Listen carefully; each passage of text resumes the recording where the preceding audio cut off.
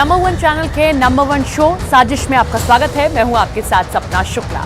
साजिश में आज बात इजराइल के उस एक्शन की जिसने हमास को मुंह दिखाने लायक तक नहीं छोड़ाया। गाजा पट्टी से कुछ ऐसी तस्वीरें आ रही हैं जिनको देख पाना इस्माइल हानिया के लिए बहुत मुश्किल है।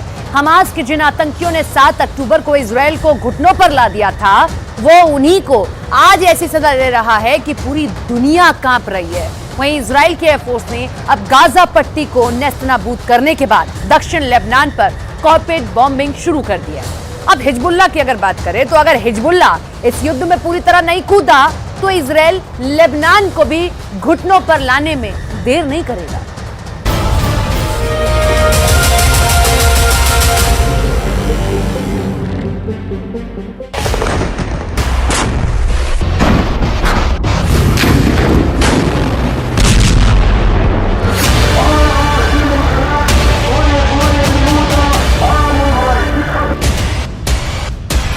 इजराइल इंतकाम की आग में जल रहा है।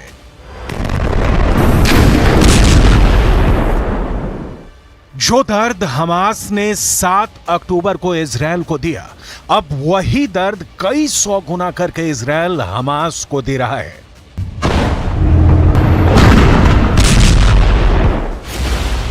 गाजा पट्टी से बेहद खतरनाक और दिल दहला देने वाली तस्वीर सामने आने लगी है। अब तक तो आपने सिर्फ यही देखा होगा कि गाजा पट्टी के अंदर इमारतें टूट रही हैं, लोग अपनी जान बचाने के लिए भाग रहे हैं, लेकिन पहली बार गाजा पट्टी से आत्मसमर्पण की तस्वीरें सामने आ रही हैं। आत्मसमर्पण की तस्वीर बहुत हृदय विदारक और बेचैन करने वाली है।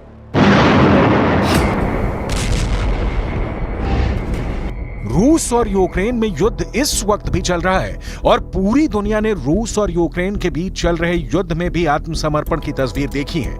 रूस और यूक्रेन के युद्ध में लड़ने वाले फौजी अपने कपड़ों में ही आत्मसमर्पण करते हुए देखे गए हैं, लेकिन इजराइल ने बहुत ही खतरनाक अंदाज में हमास के आतंकवादियों का आत्मसमर्पण करवाया है।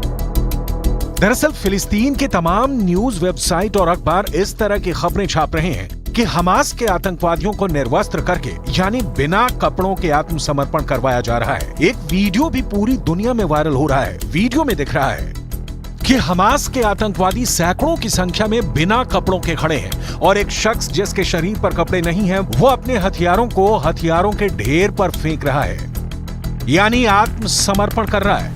गाजा पट्टी से आ रही इन तस्वीरों ने पूरी दुनिया को चौंका दिया है। गाजा पट्टी की हालत लगातार बिगड़ती जा रही है। उसकी वजह बिल्कुल साफ है। दरअसल अब गाजा पट्टी के लोगों को मदद नहीं मिल पा रही है। युद्ध की वजह से किसी और भी व्यवस्था को कायम करना एक चुनौती बन गया है। फिलिस्तीन के कई अखबारों का दावा है कि गाजा पट्टी के 97% घरों में राशन नहीं है। 90% लोग अब खाने के लिए दुनिया पर निर्भर हो चुके हैं। हालात बहुत ज्यादा खराब हो चुके हैं और अब तक जानकारी के मुताबिक करीब 18,000 लोग इस जंग में मारे जा चुके हैं। लेकिन अब इजराइल की आर्मी ने एक और नया आंकड़ा पेश किया है। इजराइल की आर्मी ने दावा किया है कि इजराइल की सेना ने अब तक 7,000 आतंकवादियों को मार गिराया है।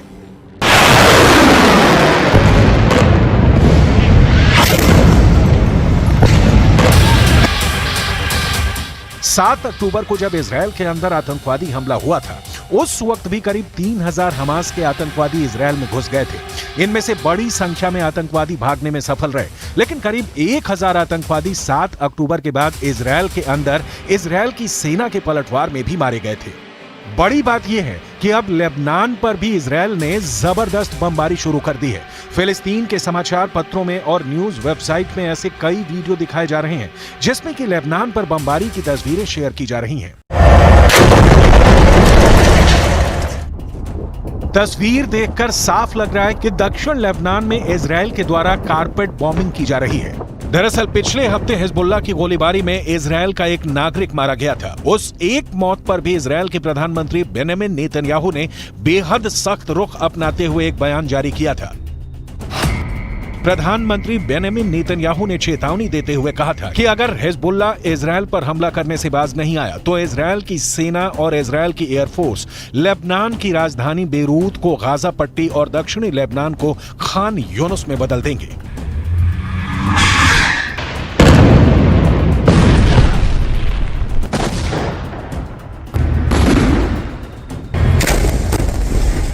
इस धमकी के बाद अब दक्षिणी लेबनान में भी कारपेट बॉम्बिंग शुरू हो चुकी है, जो इस बात का संकेत है कि युद्ध लगातार भड़कता जा रहा है। युद्ध के हालातों में अस्पताल चलाने का अनुभव रखने वाले एक ब्रिटिश मूल के डॉक्टर ने यह कहा है कि गाजा पट्टी में हालात इराक युद्ध से भी ज्यादा बदतर नजर आ रहे हैं। उन्होंने इसकी तुलना एक सुनामी से की है।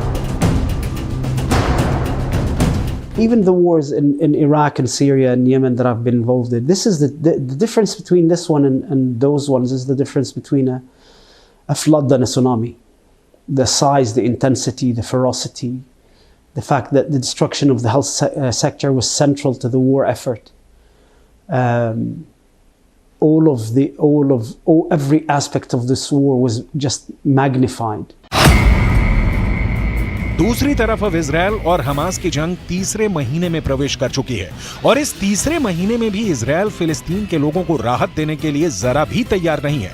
पहले इजरायल ने उत्तर गाजा के पूरे इलाके पर जबरदस्त बमबारी की है और अब इजरायल दक्षिणी गाजा में भी रफा क्रॉसिंग और खान यूनुस पर भयंकर बमबारी कर रहा है।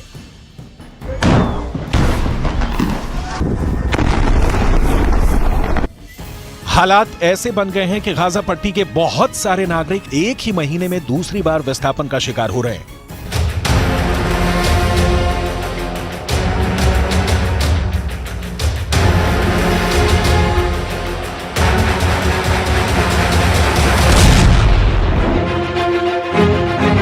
लेकिन इससे भी ज्यादा खतरनाक कहानियां गाजा पट्टी के वो लोग सुन रहे हैं जो इजरायल की आर्मी की हिरासत में रहे।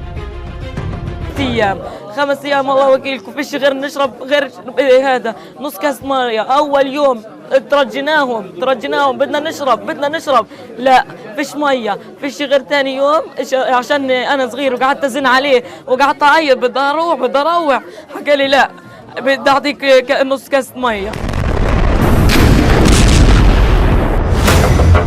इजरायल के एक बड़े अखबार ने कुछ बेहद आपत्तिजनक तस्वीरें प्रकाशित की थी। इन तस्वीरों में दिखाया गया था कि फिलिस्तीन के लोगों को निर्वस्त्र करके यानी बिना कपड़ों के खुले मैदान में बैठा दिया गया है। यहां तक कि कुछ ऐसी तस्वीरें भी सामने आई जिसमें कि सड़कों पर गाजा पट्टी के लोगों को निर्वस्त्र करके बिठाया गया था। अब इजरायल का दावा है कि ये लोग हमास के आतंकवादी हैं, जबकि फिलिस्तीन के अखबार दावा कर रहे हैं कि ये लोग आम नागरिक हैं।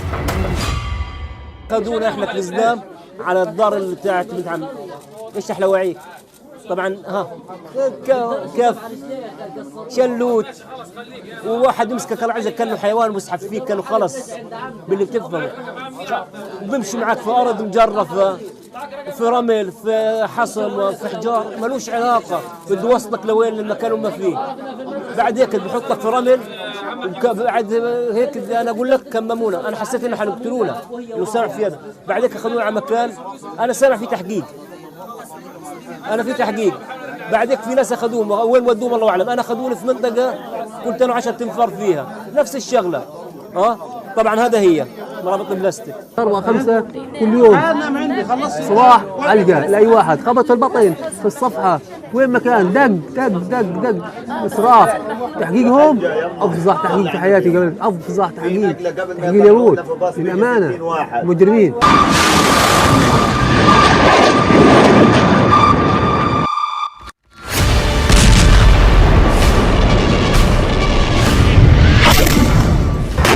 फिलहाल हालात ये हैं कि इस भयंकर कत्लोगार और क्रूरतापूर्ण हत्याओं के दौर में दुनिया पूरी तरह से लाचार नजर आ रही है। संयुक्त राष्ट्र सुरक्षा परिषद में एक प्रस्ताव लाया गया और उस प्रस्ताव में किसी भी तरह गाजा के युद्ध को रोकने की मांग की गई, लेकिन अमेरिका ने अपने वीटो के माध्यम से युद्ध रोकने के प्रस्ताव को खारिज कर दिया। इस पर इजरायल के प्रधानमंत्री बेंजामिन नेतन्याहू ने एक बयान दिया। उन्होंने कहा कि अमेरिका ने युद्ध खत्म करने के प्रस्ताव को खारिज करने के लिए वीटो का इस्तेमाल कर सही फैसला किया है। दूसरे देशों को भी इस बात पर विचार करना चाहिए कि अगर युद्ध रुक जाएगा तो हमास को पूरी तरह से खत्म करना मुश्किल होगा। दूसरी तरफ दुनिया एक और संकट में घिरती भी नजर आ रही है। यमन का चरमपंथी संगठन हूथी, जिसका कि यमन के एक बड़े इलाके पर कब्जा भी है, अब लगातार उग्र होता जा रहा है। हूथी अब लाल सागर को जाम करने की योजना बना रहा है।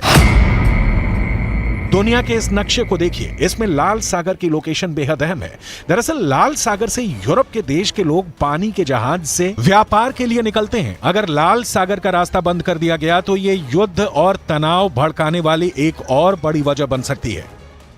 इससे पहले भी हूती संगठन ने अपनी ताकत को समंदर में उस वक्त दिखाया था जब उसने पानी के एक जहाज पर बहुत आसानी से अपने लड़ाकों के माध्यम से कब्जा कर लिया था। लेकिन अब हूती की यह धमकी है कि इजरायली नहीं, अगर दूसरे भी किसी देश का पानी का जहाज लाल सागर से होकर गुजरेगा तो वो उस पर कब्जा कर सकते हैं और लाल सागर का रास्ता रोक सकते हैं। धमकियों ने ब्रिटेन, फ्रांस और अमेरिका जैसे देशों की चिंता को बढ़ा दिया।